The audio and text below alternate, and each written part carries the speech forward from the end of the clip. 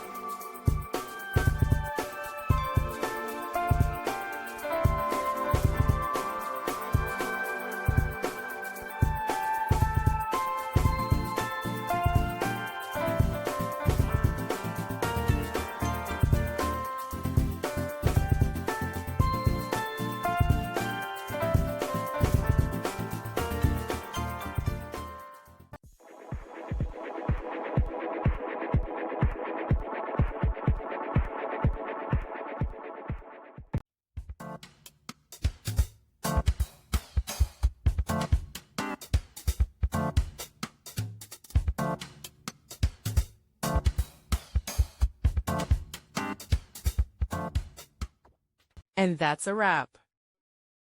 I hope you found the answer you were looking for. If you did, take a second to hit that subscribe button. It really helps out.